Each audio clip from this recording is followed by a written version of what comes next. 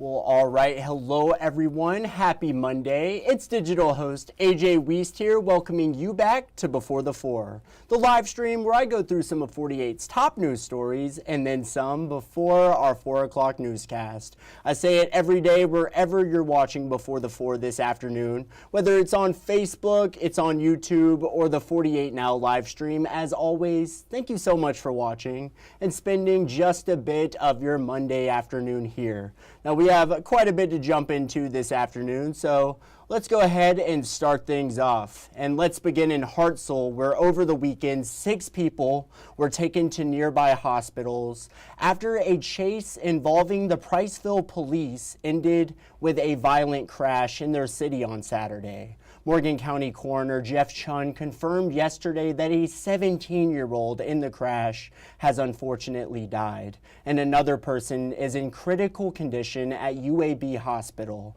Now, it all started with a chase initiated by Priceville police Saturday night on I-65. Within a minute of the chase was off the interstate and on Main Street in Hartselle, where police say the car almost wrecked twice.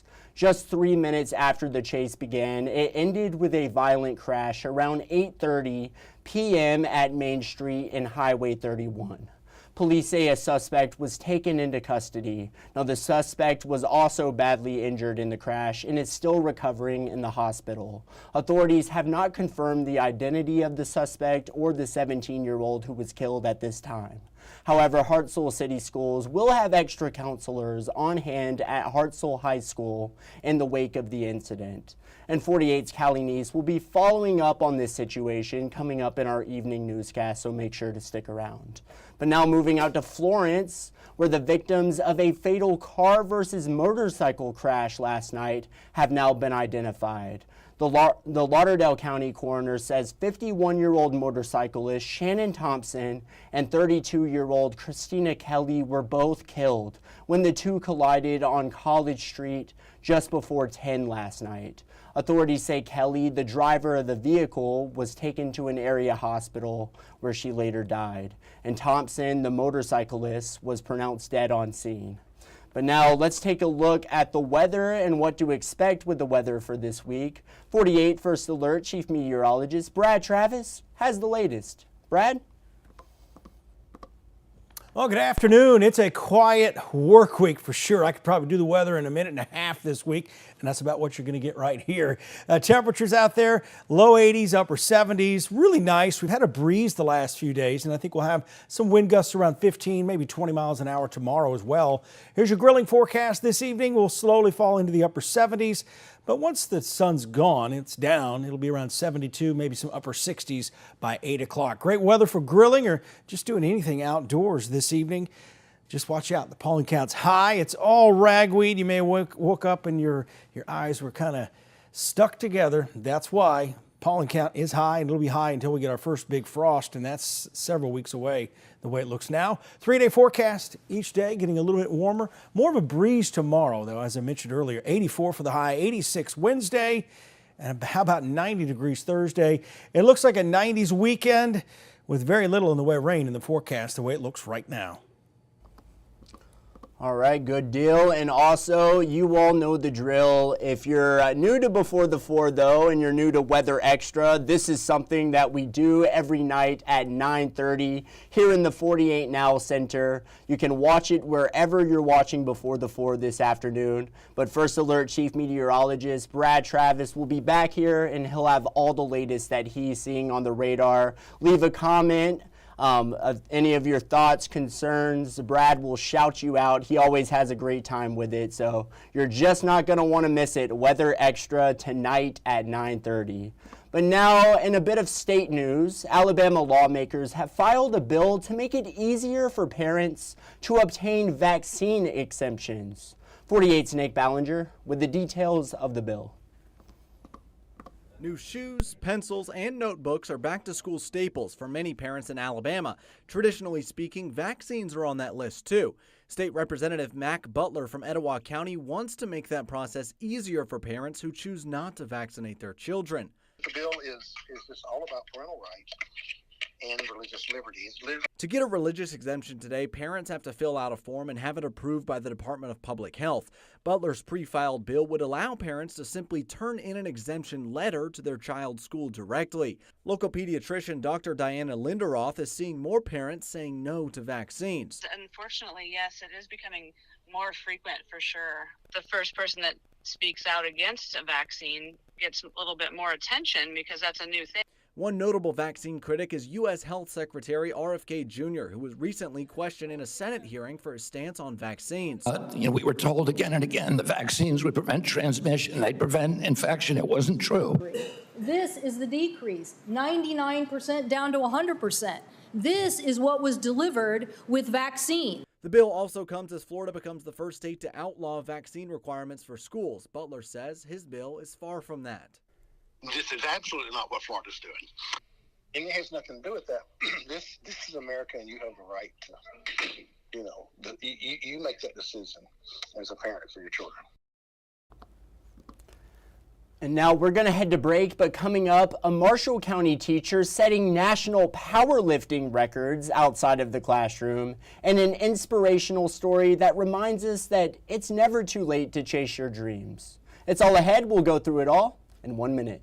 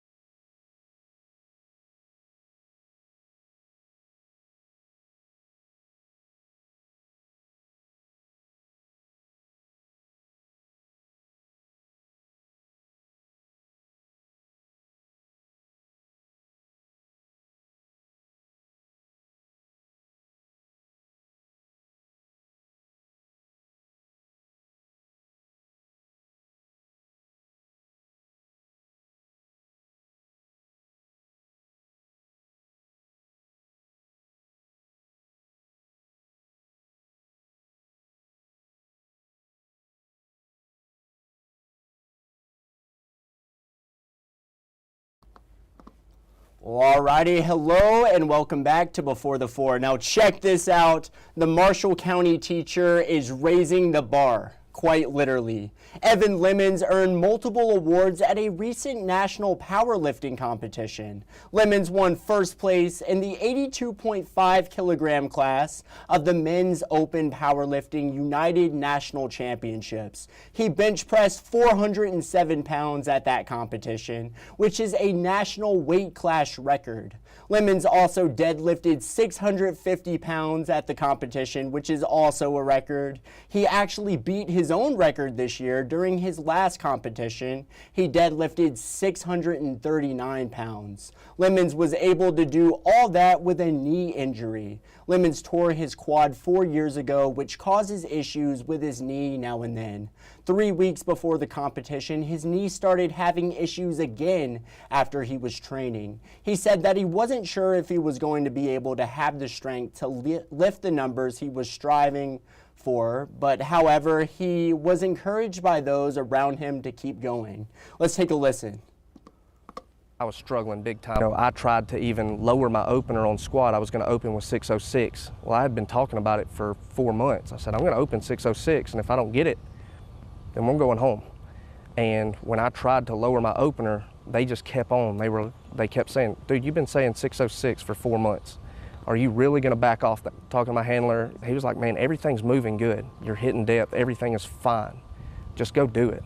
And even walking up to the bar, putting it on my back, I could still feel my knee. After that 606 moved, I unracked the bar, got my white lights. Knee didn't really bother me that bad, and he said, okay, let's send it. So after that point, my knee didn't explode, I just went with it. That is some truly awesome stuff right there. Very impressive. And to do all that with some knee issues, that is just so amazing. Certainly more than I can do. And I like to think I can do a lot, but That guy Lemons, he just showed me up, but that is some incredible stuff right there. But now take a look at this. It's a story that reminds us you're never too old to make your dreams come true. A retired school teacher fulfilled her dream of becoming a TV news anchor. And Local News Live, Steve Harris helped make her a star. Now let's take a look. 80-year-old Judy Dew has had a lifelong dream of anchoring a newscast. We decided to help make her dream come true. So this is where it all happens. This is where it all happens. And she stopped by the station for a quick tour. Last time I was in a TV station was 60 years ago. You can imagine the difference. Oh my word, this is amazing. With a speech and theater background, Judy did some television work in college. Now, decades later, she put on her special red jacket, sat in the anchor chair, and put her skills to use. So it's always been in the back of my mind. A retired school teacher, Judy lives at Friendship Village in Chesterfield. Just put that in your lap and kind of tuck the cord behind your jacket. This is a program called Senior Moments.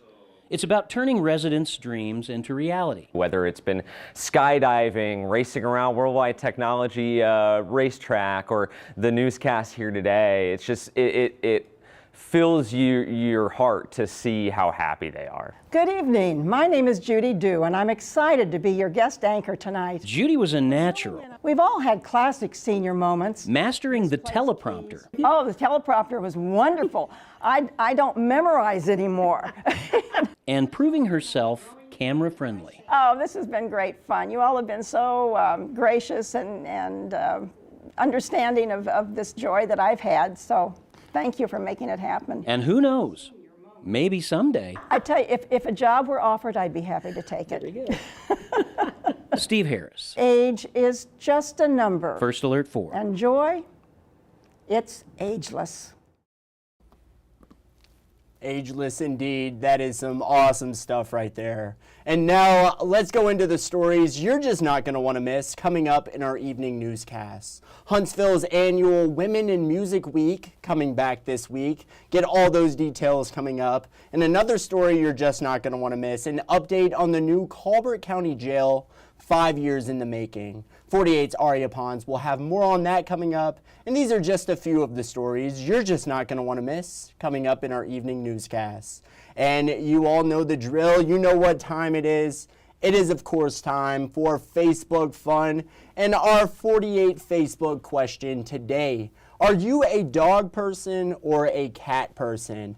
And honestly, that's a tough one. I used to always be a dog person. I was not a huge fan of cats. I actually had a cat.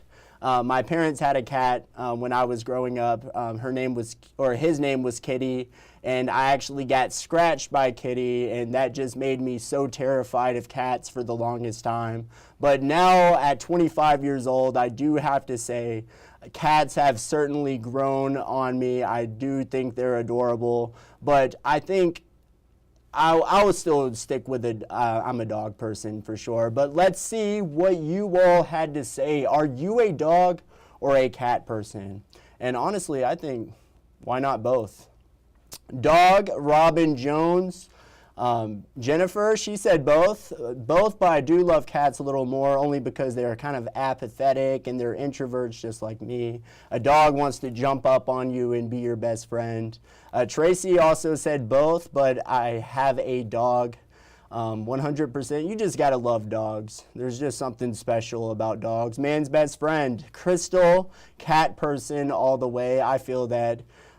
Sometimes when I'm having a bad day, I pull up videos, cat videos, and it always makes my day just a little bit better for sure. Brightens my day up. Kim said, why choose? I love them both.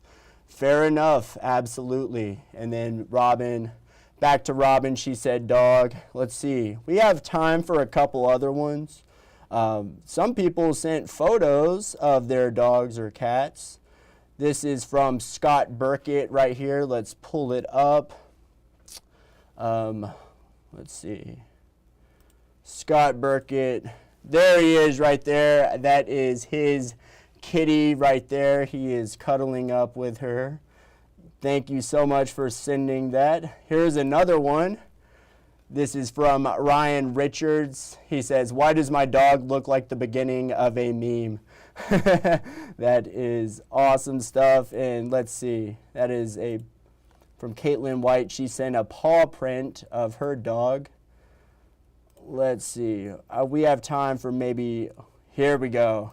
From Timothy Patrick, answer correctly, human. That is what Timothy's cat is saying. That is awesome. You all had super awesome comments for today's 48 Facebook question. I also love these photos you all sent in. Certainly making my Monday afternoon very joyful seeing all these dog and cat photos from you all. But y'all, that is just about it for today's Before the Four. Thank you all for sticking around, spending a bit of your afternoon here. I hope you all enjoyed tonight's evening newscast. And as always, thanks for watching, and you all have a great night.